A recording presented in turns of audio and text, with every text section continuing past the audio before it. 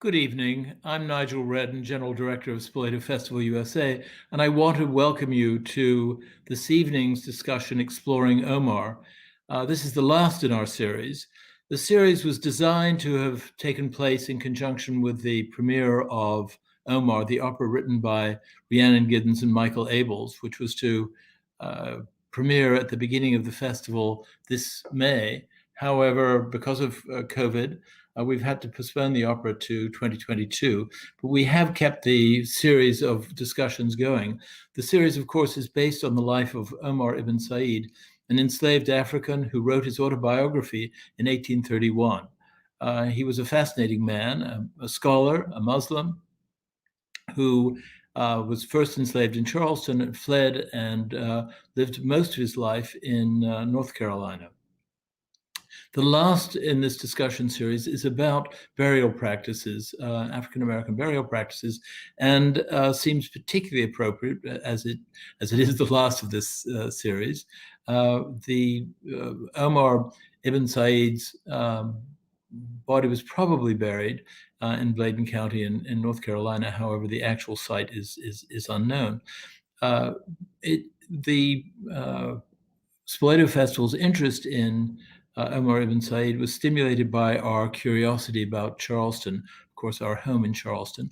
And one of the other items that we were curious about was Decoration Day. And Decoration Day was celebrated in 1865. African-American citizens of Charleston, or soon-to-be citizens of Charleston, decorated the tombs of Union soldiers who had been buried by the prisoner of war camp, the Washington Racecourse, what is now Hampton Park. And so these stories in some ways connect. I'm particularly happy that the moderator of this evening's program is going to be Professor Damon Fordham, who is a professor of United States and African American history at the Citadel. What is perhaps most appropriate is that one of the tours that you give, Professor Fordham, is the lost stories of Black Charleston. And I think that's a story that we can explore tonight. So thank you very much for moderating this evening's program. You're very welcome, Mr. Redden. And I would also like to bring in and introduce the other members of the panel tonight. The first being Dr. Nic Butler, who's over at the Charleston County Public Library. He does a blog on the lesser known stories of Charleston history, so we have that interest in common. Then there is Dr. Eric Poplin, who is over the Brockington CRM firm. And there's also Ms. Lornabelle Gethers Coakley, who is a poetic artist, a public speaker, and a Gulagichi presenter and author from Mount Pleasant, South Carolina. And so throughout all of this, we're going to discuss some various aspects, as mentioned before, regarding burial practices within the Charleston area among the African-American community. Now, I'm going to start out by asking several questions of the group, and then different members of the group will be assigned different questions. And then this will be followed by a question and answer sessions that those who are listening to this could put on the chat, and we will answer them. And we will wrap all of this up by about 7:15. So I'm going to start by throwing out these few questions here regarding Mr. Omar Ibn Said, the subject of this discussion.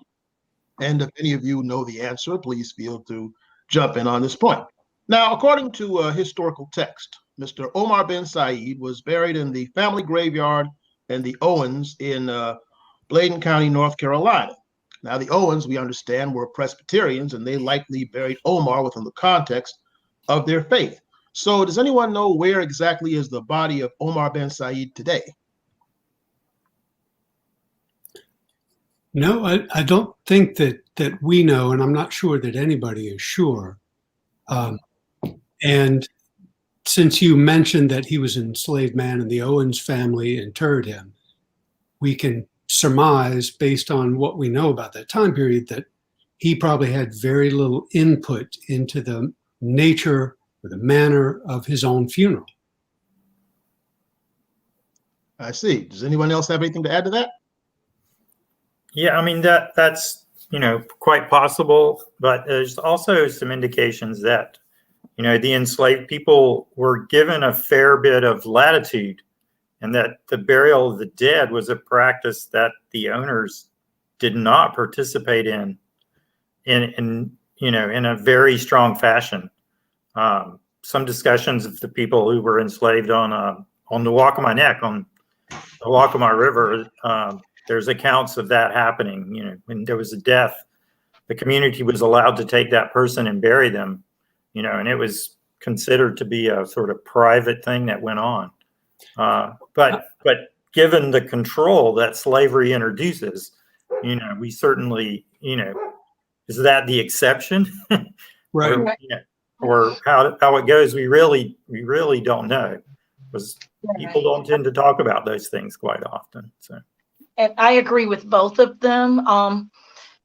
Most likely, the enslaved person during their death, they were buried at night because they weren't able to take off from what they were doing, their work. The masters did not allow them to bury their dead during the day because they were busy working, and they didn't want them to take that time off. So they were often buried at night, and it was just the other enslaved people. The masters did not participate in the ceremonies at all. I'm glad Lornabelle brought that up, and she's right, and Eric's right, but I'm right too. And I think one thing that a very important contrast is rural burials versus urban burials. So on the plantation, like Eric was talking about, and like Lornabelle was talking about, where people are working.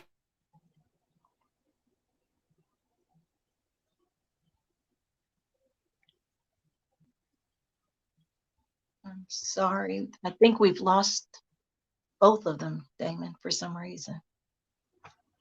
Well, okay, we'll give it a couple of minutes and then we'll proceed with the other two. Okay, the technical difficulties apparently are currently being worked out. Okay, so we have Nic back again, and we have Dr. Poplin back with us.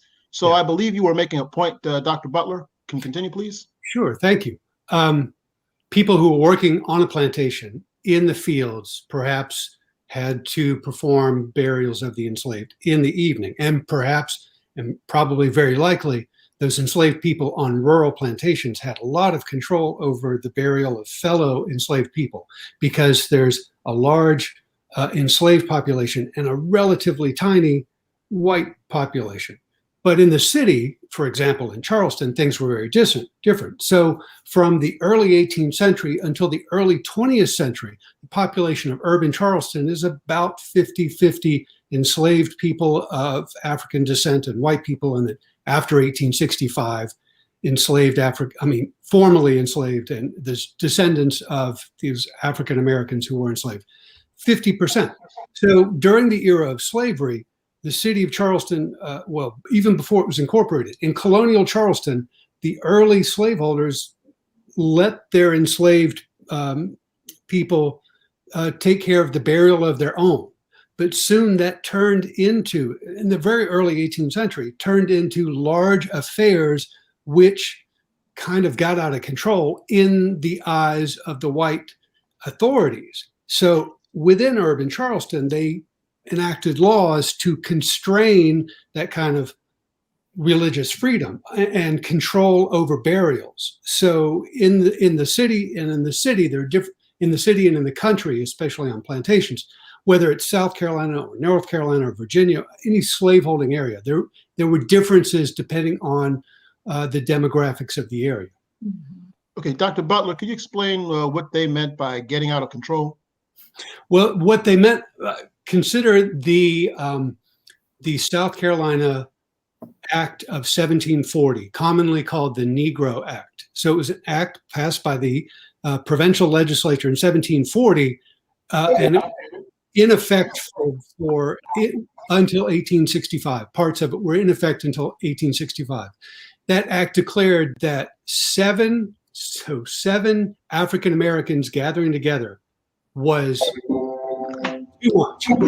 So any more than 7 African Americans gathering together was considered a riot. And so that was illegal.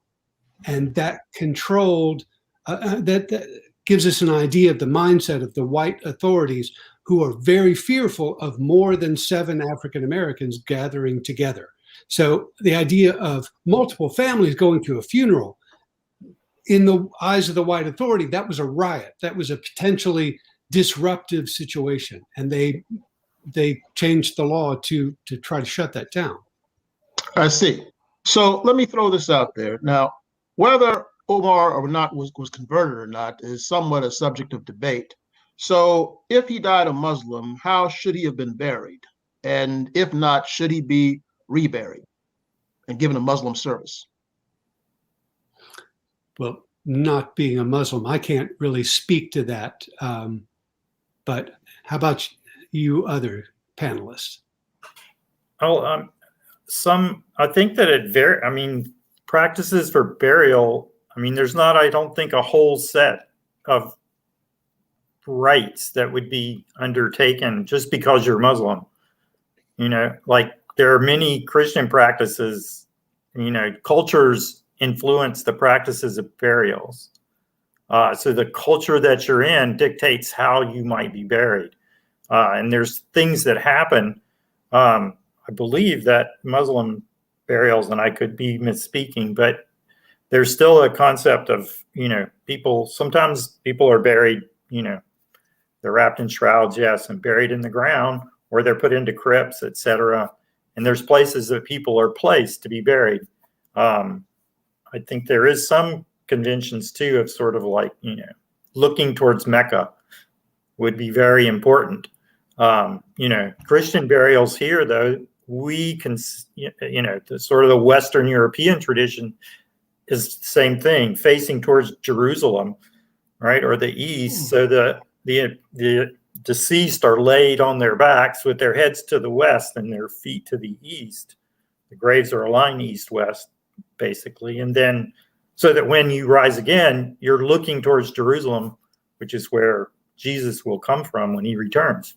You know, and there's this, I think that, you know, the Muslim, this concept of looking towards Mecca, you know, could be very important. And it could be that you would get buried, you know, in a fashion that actually fits into that mold without anybody knowing about it. You know, and I think there were a lot of enslaved people who were Muslim, you know, that no one really recognized it. And certainly it wasn't, you know, understood at all by the enslavers, you know, but there are a few accounts where a slave owner refers to the people he owned as his Mohammedans, you know, so he either conceived it, he let them practice their own religion, or he just had that concept of that, you know, that they had come from a Muslim location. So. Okay. And I wanted to interject a little bit on that. Not that I know a lot about the Muslim customs, but I believe that because he had had such a horrible experience in Charleston, and his experience was a little bit different with the Owens in North Carolina, he probably was trying to get along so that there would not be any problems. But I think that his beliefs never really changed to Christianity, that he was still a Muslim. And so if his remains were to be found, then I think that, yes, it would be good that he could be at least buried or have a ceremony in the Muslim fashion. And because I think that if he had a choice, I think that would have been his choice. Okay. Well, for those of you who don't know, who are listening to this who don't know, the term that Dr. Eric Poplin used, Mohammedan, is basically an archaic term that was used to describe Muslims, but many of them, of course, no longer use that term, saying that they worship God, Allah, and they don't worship Muhammad as such. So, you know, they today simply refer to themselves or Muslims or followers of the Islamic faith. That's just a little note for those of you who may have heard this, but didn't quite know what he was talking about. Now, I'm going to direct my next question to Dr. Butler here regarding Black burial practices during the antebellum as well as the Reconstruction era. And first of all, we want to discuss how and where many enslaved people were buried, and what were the common practices during both the antebellum as well as the Reconstruction eras. Well, first, I want to make a little nod towards an essay that I put online last Friday. So, as you said at the beginning of the program, Damon, I do a blog/podcast called Charleston Time Machine. And last Friday's essay was about public burial grounds in urban Charleston. And I talked a little bit about, as I was saying moments ago, contrasting between rural burials and urban burials. And so because of the nature of the town of Charlestown that became the city of Charleston, being an urban center, we have a lot more records of what was going on, including burials, than we do for, say, the scores of individual plantations across the Low Country, some of which we have a lot of information about, some of which we have no information about. So there's much more information about what was going on downtown. And as Eric and Lornabelle were saying, out on rural plantations, there was some control the enslaved population had of burying their own kind in their own ways. And in urban Charleston, things were a little different. And last week's essay on the Charleston Time Machine, which is on the Charleston County Public Library website for free, I talked about colonial practices. And there's a 1724 hint in the legislative records, one of the earliest and one of the only statements we have about how enslaved people of African descent and free people of color, but especially the enslaved population, how and where they're being buried in early colonial Charleston. Francis Nicholson, who was governor in 1724, said to the legislature, we have to do something about making more regular the burials of the enslaved people. Because currently, speaking in 1724, the governor said they're being buried in private lots and in the streets in Charleston, just wherever you wanted to. So think about it from a property legal point of view in that early colonial mindset. An enslaved person is a piece of chattel property. And if that piece of property dies, then you bury that on your own private real estate. Especially in that early colonial period when they are predominantly not Christian. So in early Charleston, in early South Carolina, as Eric was saying, most of the people who are coming here from Africa are not Christian. And so the white authorities don't want to inter them in their Christian burying grounds. So they're letting them be buried wherever. And that begins to change as the colonial period goes on and as the enslaved population slowly becomes more Christianized. And the civic authorities in Charleston begin to think about where should we put these people? Can we include them in consecrated grounds? So in 1746, the state of the provincial government, which is now the state government, passed a law in the summer of 1746, creating for the first time a dedicated burying ground for enslaved people. And they called it in 1746 the Negro Burying Ground. And that area is basically on the west side of the Charleston Peninsula, straddling Wilson Street. And that was the first piece of ground set aside exclusively and specifically for enslaved people of African descent in the city of Charleston. And so by that 1746 creation, we know that they are segregating Black burials from white burials. And prior to 1746, maybe there wasn't much concern about where enslaved people got buried. They were just buried potentially anywhere. And I think that's exactly what we saw in February of 2013 when Eric had to go and to the Gilliard Center and investigate bones that were discovered when they were expanding the Gilliard Center in the spring of 2013.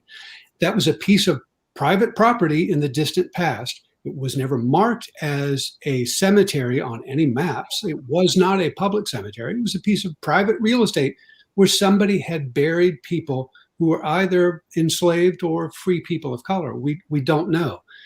But based on the evidence that Eric found at the site, Eric and his team from Brockington and Associates we know that those people were buried sometime in the second half of the 18th century. So even after the creation of a dedicated Negro burying ground in 1746, African Americans, enslaved people, are still being buried wherever. So I hope that's a long enough answer.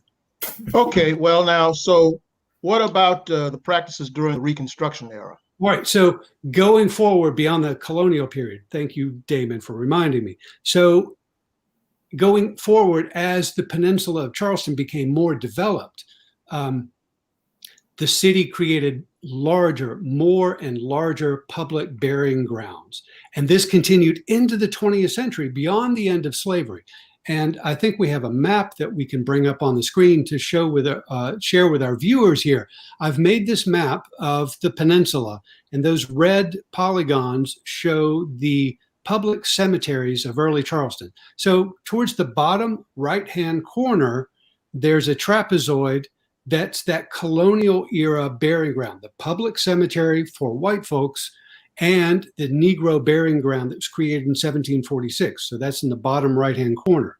And then the other pieces of real estate that I've outlined in red there show the other public cemeteries created this time by the city of Charleston. So the one to the right of center is on the north side of Calhoun Street, at the corner of Calhoun and Cumming Street. The city of Charleston created that in 1794 as a public burying ground. That got filled up, and then the city moved in 1807 to a site that's now part of the MUSC campus, that block in the center of the screen that's bounded by President Street, B Street, Doughty Street, and Ashley Avenue. That's 11 or 12 acres. That was a city burial ground. Now, those two burial grounds that I just mentioned, opened by the city of Charleston, are for both white folks and black folks. So enslaved people are being buried there in the end of the 18th century, in the early antebellum period. But the city very specifically says in a law passed in 1801 that there will be rows of enslaved people and rows of white people. They're kept separate. And then when that burial ground on Ashley Avenue got filled up in 1841, the city created a new burial ground containing 22 to 24 acres on the upper west-hand side. And that's the area you see kind of at the top left-hand side of this map, a large area that includes all of Harmon Field, all of Burke High School campus, all of the Johnson Haygood Stadium, all of the Citadel alumni hall. That was a massive area that was a public burying ground from 1841 until 1927.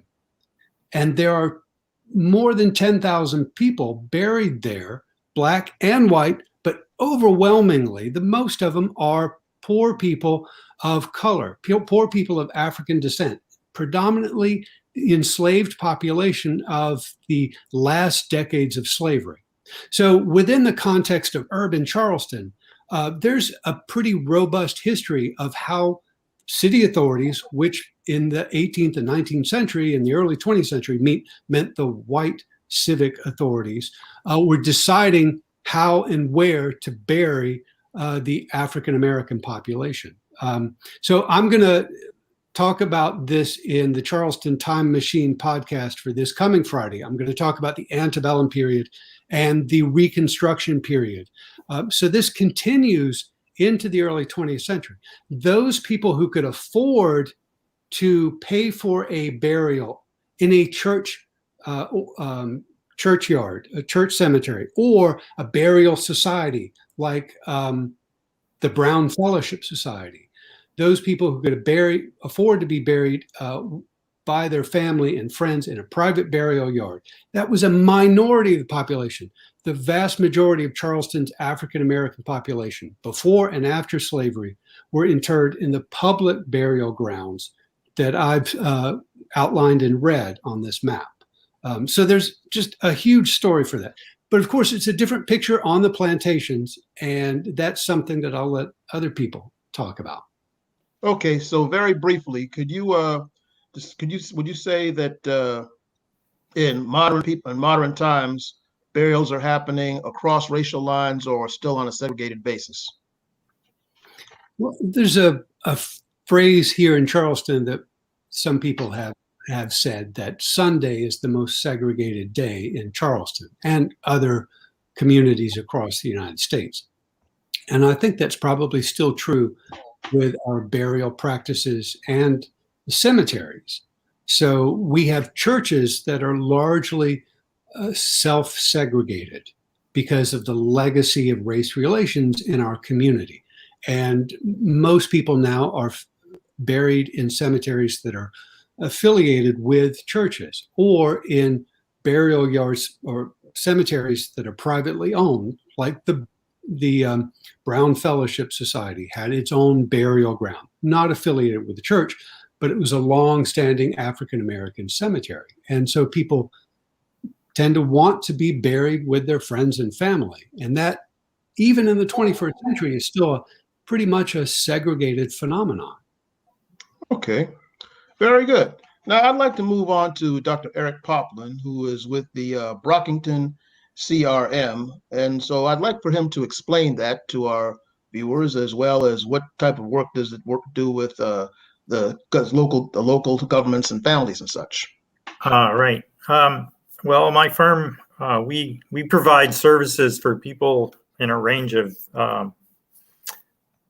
different things, research, archaeology being one, but we've often dealt with the discovery or the relocation, exhumation, relocation of burials. There are state laws that, dictate how one treats an abandoned cemetery or any cemetery that you desire to move. There are laws that allow you to move a cemetery if you wish to, the landowner. There's also laws that govern if there's an abandoned cemetery, which is one that sort of people had forgotten about, has not been in use. And there's certain practices that have to be followed in order to meet the law if you're going to move those burials. And my firm has assisted a number of entities that have undertaken that sort of thing. We participated in we conducted the exhumations and delineation of the cemetery at the Gilliard and the exhumations of those people. We've worked for the Citadel, so renovating Johnson Haygood Stadium, the Western Stands, and we assisted there. We've assisted MUSC, and we're actually involved with them right now, the expansions of the Basic Science Building on Ashley Avenue.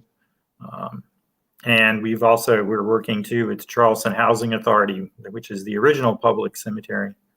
But we've also worked with a number of, private, what would have been private cemeteries that were in the city and beyond. We've had opportunities. There's occasions when we've had to relocate cemeteries outside of the city of Charleston as well. But, in the city, we've probably moved well over 1,000 people.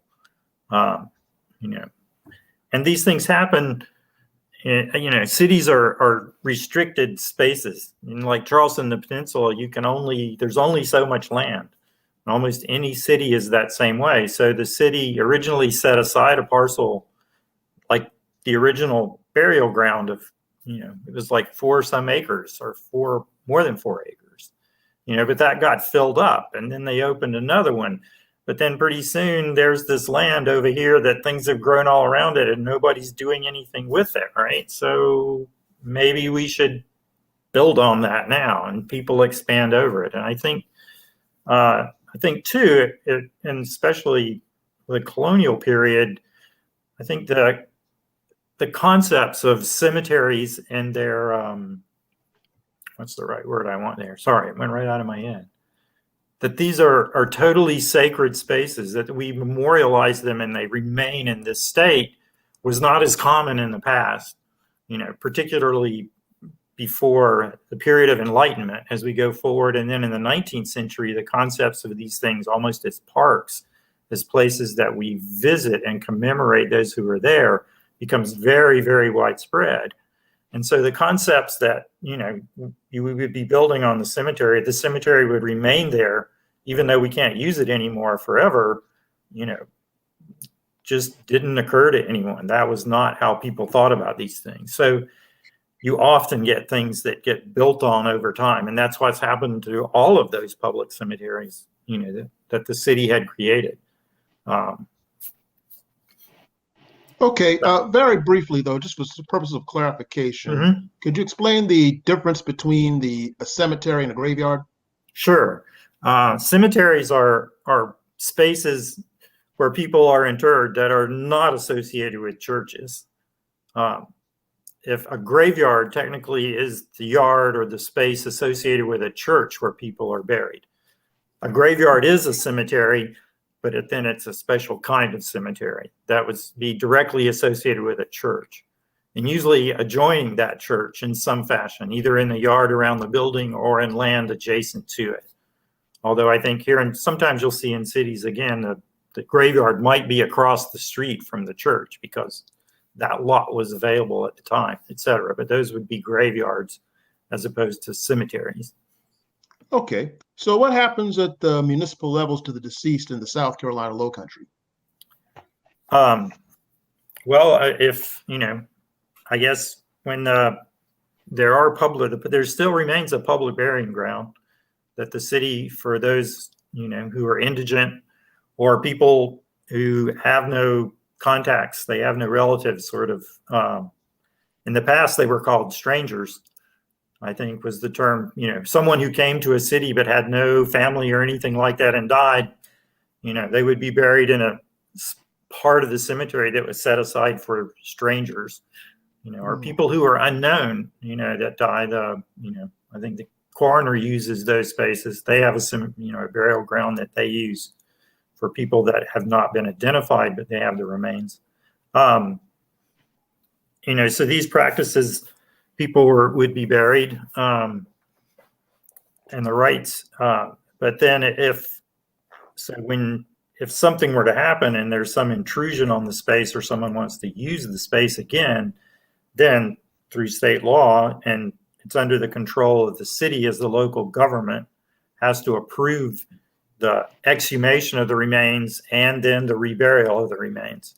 They have to approve where they will be reburied. The city would have to approve that. If you're not inside the city, if you're in the county, then it would be Charleston County would have to approve that location. The process is that you have to make public notice and say that you're going to exhume these people, and that lasts for a month, 30 days. And you're supposed to publish it in the newspaper and post it on the courthouse so that any relatives or descendants of the people that might know about this could come forward, and they can either take the remains or they can dictate a little bit about how they would be treated as they go forward. Okay. And then once that's approved, then you could exhume the remains and rebury them in another location. So all those right. are the things So, that we get involved in. So. Okay. So addition to the Gilliard, what are some current or other recent past examples of collaboration between your group and these municipalities?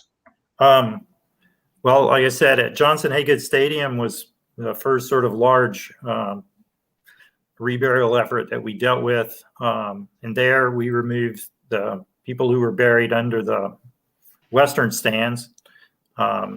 And there were over 400 individuals that we recovered from there. There was also adjoining that was the Mariners Cemetery or the Seamen's Cemetery, which was owned by the Mariners Association. And so if there were, men who were serving on ships that died while they were here in port, they could be buried in that location. And that was also where there was a small area that had been donated by the Seamen's Association to the Confederate Navy for the burial of people during the Civil War, of their veteran, service people. That's where the crew of the Hunley one crew of the Hunley was buried there, the first crew that died. And that's sort of, it's adjoining the public cemetery, is wrapped all around that space. Okay. We've worked for the city of Charleston at the Fishburne, on Fishburne Street at the Hazel Aquatic Center when they did some renovations there, which is in Harmon Field. And also we worked for the city for the Spring and Fishburne drainage improvements project they did in the corner of Harmon Field. We were monitoring, and there were some human remains found there, although no graves. There was soil that had been disturbed, an area had been disturbed where they're working, and there were pieces of people that were in there, and those were collected and then reburied after the construction project. And so those are the things that go forward. So. Okay, so how does Brockington Sierra advocate for families and deceased loved ones when they're in their resting places, or when their resting places are disturbed, or when their bodies are relocated? Well, I mean, we're generally, we try to reach out to the family members if we know who they are. At times we've had, like the Gilliard, it was very difficult. No one really had any connection to those folks. And we assisted, the Gullah Society really came together, and they sort of took control became sort of the descendants or of these people and their advocates. And we assisted them as much as we could, various things that we did, information that we had, the information that we were developing, and working with them in the city with all of the things that were done, the analyses that were done of those people as well. We have at times interacted, however, if we're removing people and then we are putting them into usually some sort of smaller coffin, something that they're in, and those could be transferred to whomever, and then they're dealt with. We'll work with anyone to decide, what's the treatment of the people once we take them out of the ground. Our major role is to sort of get these people up and out of the ground, and then there's something going forward. How they will be reburied is we'll assist with designing that, but it's usually done by others, and we sometimes participate and sometimes handing them over, and that's our final part in it. So okay, very well then. So finally, we've already discussed the issue regarding flooding and such. So how would you say the factors of climate change and COVID have impacted your work? Well, I mean, yeah, there's been a lot of activity related to the rising sea levels, which is climate change in the city of Charleston, and we've been involved in a number of those projects. COVID has been, it sort of slowed us for a little while, but we've been able to develop protocols that would allow us we're still working. And a lot of our work is sort of, small groups of people that are working at one time in a space. And sometimes we're in pretty isolated locations, or it's just us on the job site. So that's allowed us to keep working. Okay. Yeah. Very well. All right. So now that was very informative. So now we're going to move on to Mrs. Lornabelle Gethers Coakley.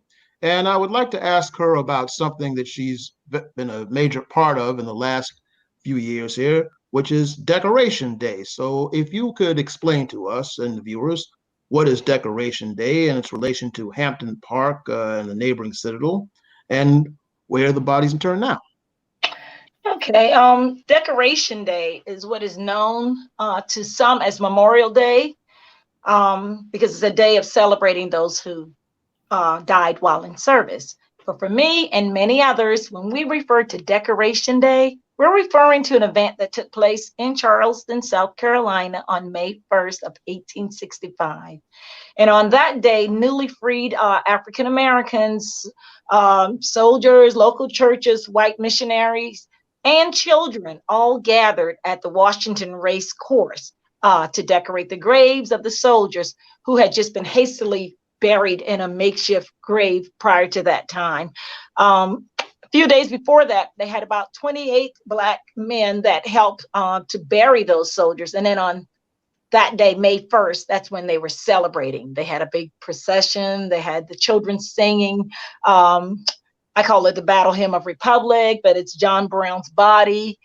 Various church churches came out with the children's choir.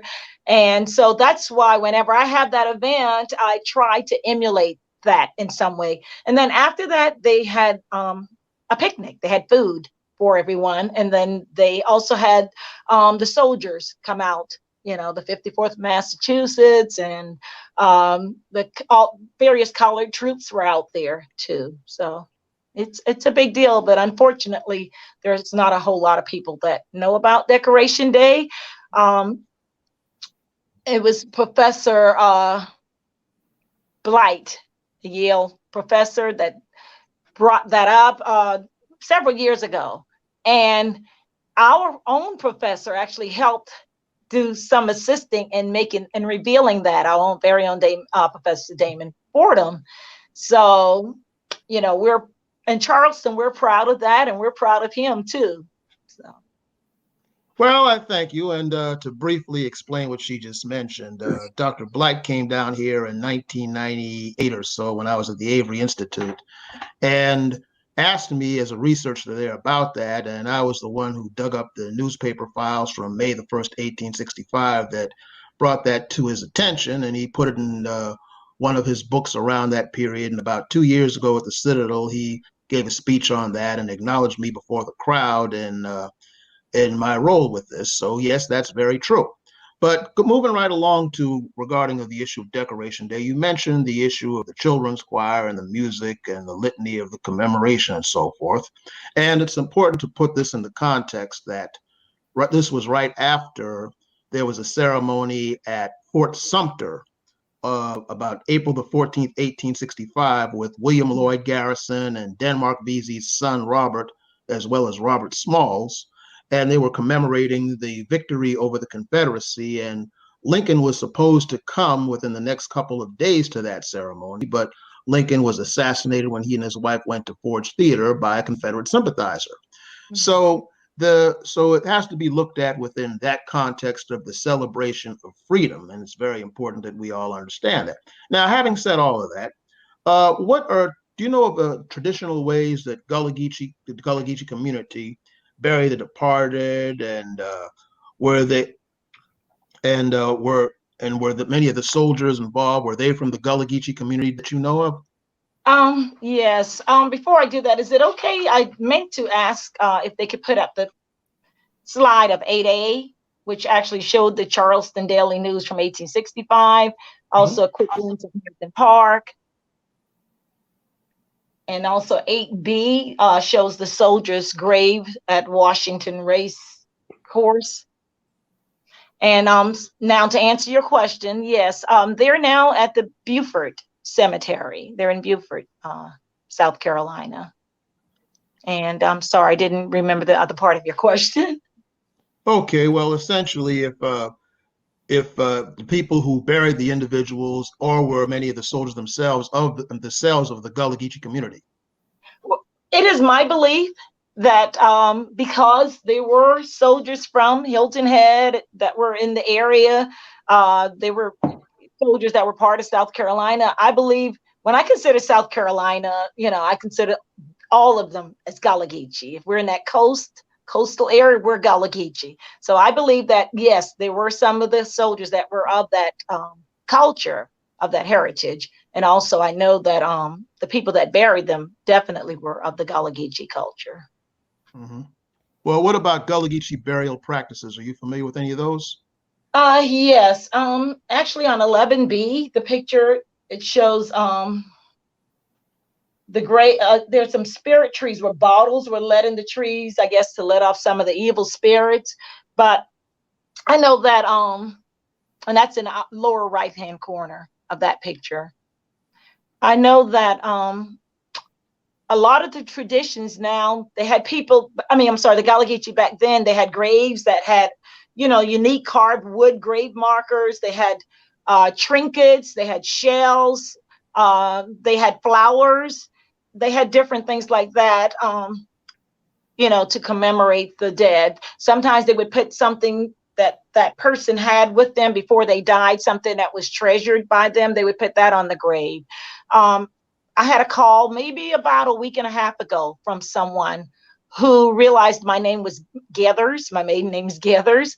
And they were at the graveyard at Mount Pleasant Memorial, and they saw that their son was buried next to one of my cousins, and they saw that some of the trinkets had been removed actually from one of my cousins' grave. So there's still that practice of putting things on the graveside that they, that are special to the individual that's in that grave. And that, I believe, that came from the Western African tradition, the Gulagichi people. Well, as a matter of fact, that was something found throughout continental Africa, because even if you go back to ancient Egypt on the East Coast, you had the whole thing with the pyramids and the mummies and all that. You had the issue of burying things that were beloved by the deceased to go along with them. So that kind of goes throughout much of African culture, the various African cultures, should I say, in general, because there's no one African culture. But anyway, moving right along, that recently the Gullah Society, along with the Church of Jesus Christ of Latter-day Saints, commonly known as the Mormons, and the city of Charleston teamed up to clear out and restore historic African-American graveyards at Moore Street Baptist Church and Union Baptist Church. Do you know of other instances of this happening at other forgotten cemeteries which need city, nonprofit, and community assistance? Well, I do know of other forgotten cemeteries that could use that type of assistance. This was a group assistance given by the city of Charleston. Also, the Gulagichi, Gullah Society was involved with that, and many volunteers from all over the Low Country, 50 to 60 volunteers, and also they, received donations. I know that there's an incident right now in Berkeley County with the Kenan people, where they're actually fighting to keep their ancestry land because they want to build over that area. And so all over South Carolina, actually, they even had an instance like that in Scannonville a few years ago, which is Remley's Point. So all over the Low Country, you're going to hear of similar stories like that, because the African American cemeteries just weren't put at the same value as the non-African American cemeteries were. Mm-hmm. And I did have a picture, I believe, of the volunteers on 13B, and also on 10B. It's 13B. I'm not sure if you can see that or not. But it shows the African American. I'm sorry, it shows people who are clearing out the African American cemetery in April. And then also it shows the Kenan burial grounds where the community came out to try to protect it. Okay. Okay, very good, very good. So at this time, if anyone watching this has any questions that they want to put in the comments and such, feel free to do so, and we'll be happy to answer them in the course of all of this over the next few minutes. But while we're waiting those type of questions to come in, I would like to throw out several questions to the group. And one is that in the Low Country, what happens to the deceased when their meeting places are disturbed? Are they relocated, memorialized, the subject of investigations, or are they funeralized again? And any of you could go get in on this. I believe the doctors are the experts, but I did want to say it varies. You've had instances where they were built over, they had instances where they were refuneralized, and they had instances like the one that Mr. Nigel brought up about the 36 African-American bodies that they found, where they actually had a ceremony to, refuneralize them again. So it varies, and I'll let the experts speak on that. Yeah, it really is. It is varied over in different ways in different times. There were commemorative services when the people were reburied, say at the Citadel for Johnson Hagood Stadium, or the people that we removed from MUSC, those graves that were adjacent to the Basic Sciences building when they expanded the Children's Research Institute. And those people were moved to another part of that cemetery and reburied, but there was a ceremony that was held at the time of the reburial. Usually that's when those things happen. Sometimes, there are these commemorations, etc. Other times they're sort of very sort of quiet, and people are just put back. I would say at the when we recovered just small fragments of different people without knowing who they were, the graves in Harmon Field, we collected them, and they were put into small wooden boxes, and they were just reburied on the site as a fairly part of the project that was going on when it finished. And but even those places now, like even that space, are a grave that's been identified as shown as a cemetery on a plat of that property and recorded such, so that hopefully they won't be disturbed again. And that's always the reason that if you stumble on things like the Gilliard, the goal is to move those people and put them, there was a long period of time before they were reburied. Partly their information was desired to sort of define where was the appropriate place to bury them.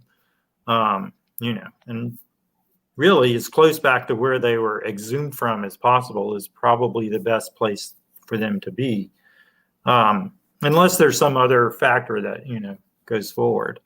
I know we've dealt also with Native American burials, like prehistoric Native American burials. And again, their treatment is dictated by Native Americans, primarily the Catawba Indian Nation, who are the only federally recognized tribe that lives in South Carolina. But again, it's like if you can't disturb the grave, just leave it where it is and find some way to protect it. Or if you have to move it as close, don't move it very far away from where it is. And so those are sort of things that happen, that's sort of a guiding principle that you might think of when these things are disturbed. If there's some plan that the cemetery has to be moved for whatever reason, then it's a bit more formal and things will go forward, to find that space where it should be. Okay, Dr. Butler, you'd like your opinion on this? Yeah, I'd like to kind of tie that back in with something that Eric said earlier, and everybody's conversation in general. I mean, what Lornabelle was talking about is just a moment ago is really, it seems like a very recent modern awakening, but this has been coming for several years now, and it's really parallel to the Black Lives Movement. It's basically Black Graves Matter. And it's not a new phenomenon. It's not brand new. It's been around for a little while. But the growing increasingness that these people mattered too. They were, to some extent, forgotten and marginalized in their own time. And over the years, over the generations, their graves have been forgotten and marginalized. And as Eric was saying in the past, it was not just the graves of enslaved people or people of African descent who were marginalized in the Low Countries past. It was poor people in general. And in South Carolina history, especially in the Low Country, poor people mostly meant people of African descent, but not exclusively. So if we look at specifically at city of Charleston, like Eric was talking about, he's had experience exhuming people and relocating them.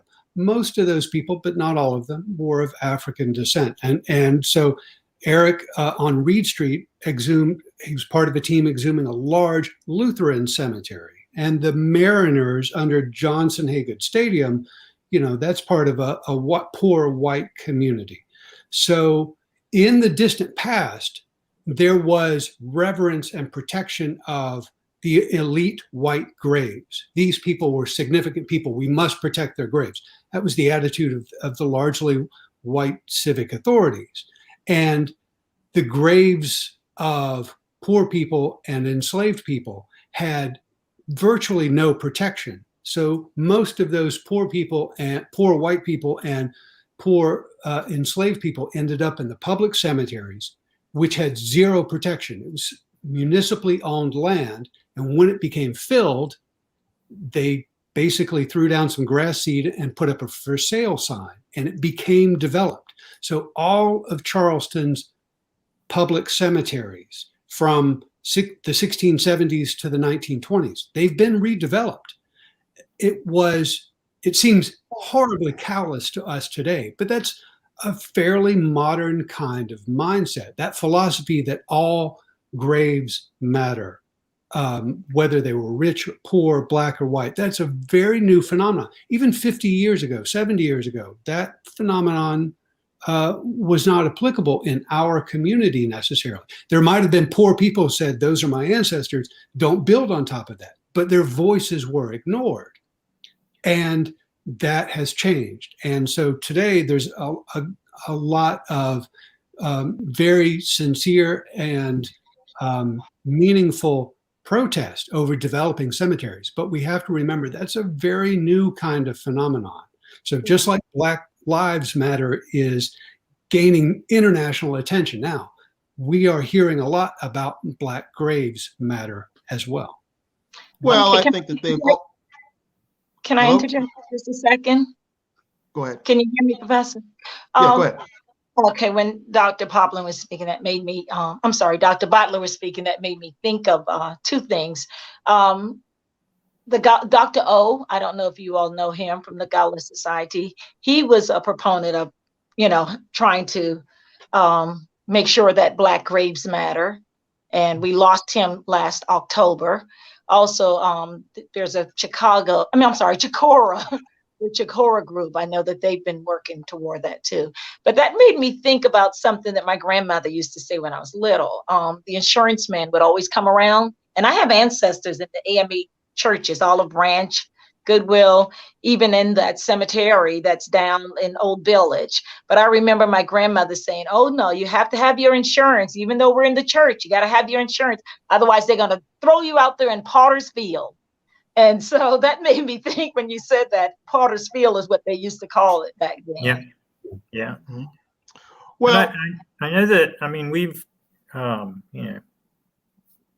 we've also been trying to find ways to help, particularly outside of the city, say the rural cemeteries. African-American cemeteries sometimes they're very difficult to find. And my company is involved in looking at pieces of land to determine, are there important historic sites? And, one thing that the basis that we use for defining what are important historic sites, cemeteries are almost excluded from that. They have to be very, very special cemeteries. But like I said, there are state laws that protect even those cemeteries that we don't know that they exist, but then we find them. And they're just forgotten. And again, in the Low Country, the Gullah practices, sometimes the whelks, the conch shells, these things, and some depressions are all that remain. There are no gravestones. And, those are the things that you have to be looking for when you're looking for that. And we usually define them as archaeological sites so that they at least are recorded and they're somewhere on a map. But there's been a move too in the last 10 years or so to record cemeteries as a separate type of resource. The state maintains a list of archaeological sites and a list of historic buildings, and so there's an effort to get the cemeteries so that they have some better way to be identified. And then people would know about them if there was somebody looking at a piece of land there, oh, there's a cemetery there, Okay. Find Now, things and get them recorded. So. Okay. So we only have time for a couple more questions. And the first one we'll have to deal with within about a 5-minute span here is, in your opinion, is it wrong or taboo to build on top of a burial site or grave, or is relocating it just as shocking? I would say, if I can say before the two professors interject, I would say that it is wrong to build on top of it. I would prefer that it's moved. But I did have a conversation with a good friend of mine last week, and she said, Lorna, there's only so much land in this world. So you have to come to the realization that they're going to build on top of graves, that they're going to be graves that are covered. And, that's just a part of the reality. We were talking about her graveyard, her church graveyard, which is down the street from my church graveyard. And, it was just saying that's just a way of life or death now, because there's only so much land.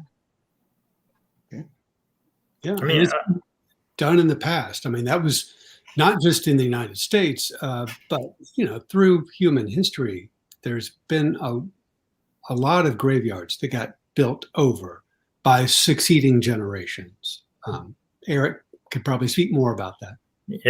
Yeah, that's pretty common practice, throughout, especially cities. There's just not enough room. So, but in terms of, I mean, it's always the opportunity to relocate the remains. I think, speaking personally, that I find that very, very fulfilling. It's very, very, dealing with these people. Most of the time, as an archaeologist, we're digging up little broken pieces of pottery and garbage that people threw away. But then the opportunities to exhume, people and give them the opportunity, you're taking their remains and putting them somewhere. People put them there to preserve them in a certain way. And we're now doing the same thing. And that opportunity is very fulfilling. So to me, I would rather see them moved if possible. But I know there are some other cultures. I'll speak to Native Americans. There's the Cherokee asked for graves that were underneath a roadway that was being built, that they just put a concrete slab down over the tops of the graves and you could build a road over it rather than move these people. That it is more shocking to move them than it is to have something on top of them. Don't dig them up and take them away, but somehow preserve them underneath whatever is being built there. Roads are not so bad for that, really, because they sort of get built from the surface up. You can do that, but buildings and things need foundations that usually require excavation, etc. It'd be a lot more difficult to leave them. Yeah. So. Okay. Well, so now we're going to get into the final question about all of this. But very recently, we've had a number of high-profile celebrity funerals regarding the Prince, Philip, and the rapper DMX, and numerous other people like that. These high-profile funerals, even going back to like Aretha Franklin a couple of years ago, things of this sort, they've had these nationally televised services, or in the case of people who have a more niche following like the rappers and such, been live streamed and such. Now, do you have any thoughts or comparisons or what these funerals implicate for the future of interment practices in varying communities? Well, I have an idea. I'll just jump in. I think what we're hearing, what we think about, whether we know the details of these large celebrity funerals that you just mentioned, whether or not we know the details, it's kind of a question of is a funeral something that should be a big spectacle, and that is something that celebrities have to decide, or maybe their followers do. But it goes back, trying to connect it back to Omar and the opening of this program. What were his wishes, and would he have wanted to have a big celebration? Or if we found Omar's body and we exhumed him for reburial, would he want us to make a big ceremony out of it? And so private, very respectful, quiet funerals versus big celebrity spectacle funerals is, something that's part of many different cultures, whether it's here in the United States or in Europe or in Africa or in Asia. People have to make these decisions. And just one thing I'll interject real quickly. We need to learn more about historic funerary practices, mortuary practices in our own community. So we know very little about Omar and the Presbyterians who buried him, and we know very little about Charleston, Gulagichi kind of burial practices in the distant past, beyond what we know by word of mouth. Just one anecdote I'll throw out: when you think about jazz funeral parades or second line music, following the funeral procession, we instantly think of New Orleans, but that's a Charleston tradition too.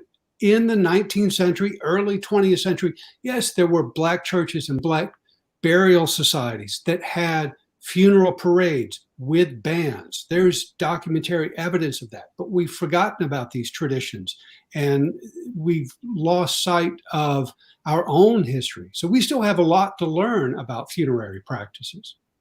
Okay, Dr. Poplin? No, Sir? Yeah. Sorry, no.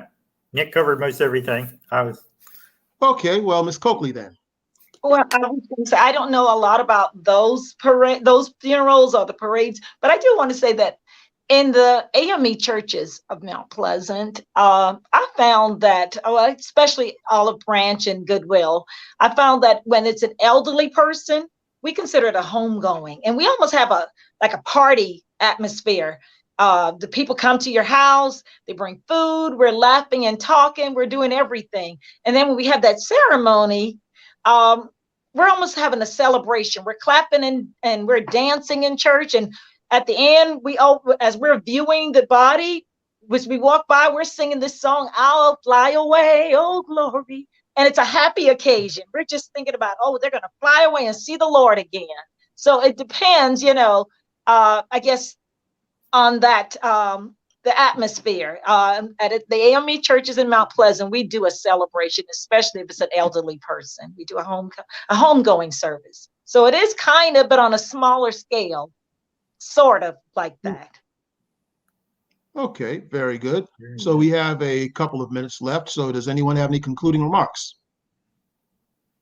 I just wanted to say that I'm just so thrilled to be a part of this. Not only did I get a chance to talk about Decoration Day, those are soldiers that were buried here, and their footprints actually coincided with my ancestors, the Gulagichi people.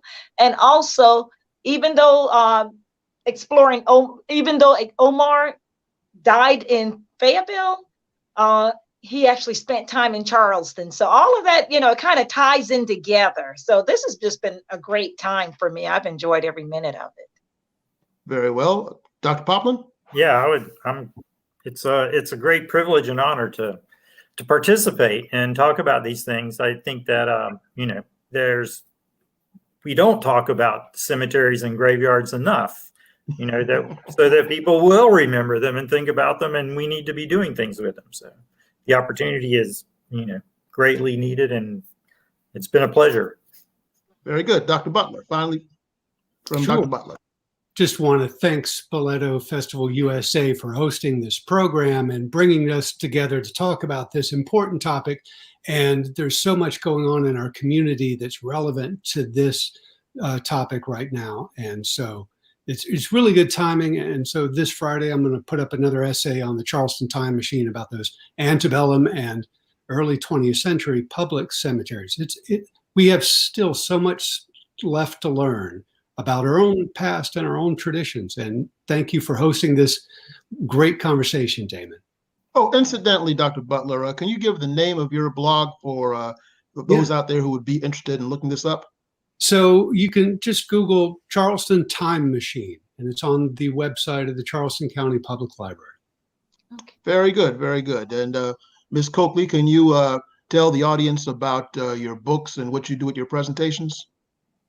I have several books. I believe there's 6 published books, and most of them are geared toward the Gulagichi heritage, the Gulagichi culture. And I give presentations. I do the Decoration Day event at Hampton Park, the original site. Professor Damon is usually my speaker.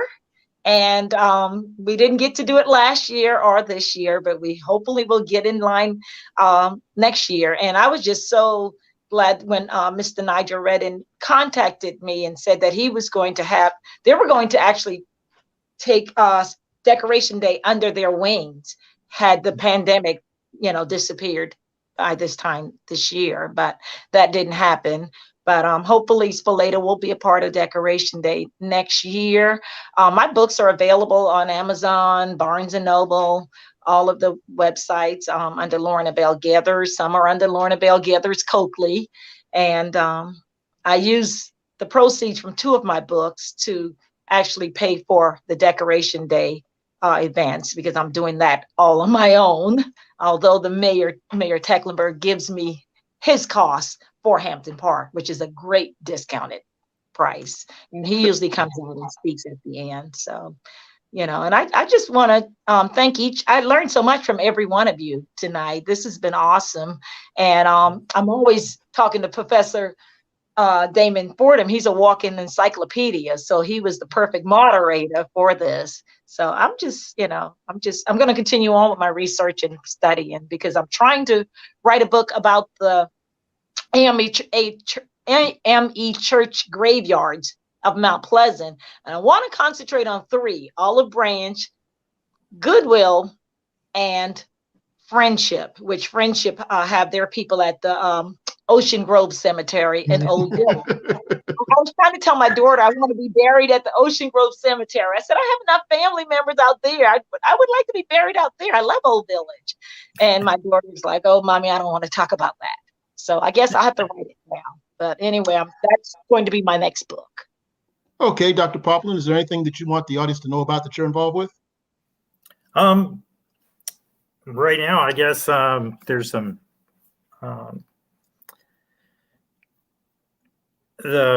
some articles that we have written or I've written and partnered with, mainly dealing with Native Americans again in the early colonial period, the Yamasee Indians and their interaction with the early Carolina. And those are some books that was published out of University of Nebraska. It's available and around. There's a few other things. A book called The Archaeological Heritage of South Carolina, where again, had a little bit of information about those folks there. Very good. Well, sort of circulating that been at this time. That's sort of sometimes I'm doing different things, and that's one of the things I've been researching myself personally too. Is over the last few years. So, thank you. Well, I'm definitely looking forward to that because that's always been an interesting subject about the pre-history, the pre-written history of the Native Americans in this area. But for right now, I would like to thank everyone for this extremely interesting discussion this evening. I think it's been very productive and everyone's learned a lot. And I would like to tell you that this is the end of the Exploring Omar series.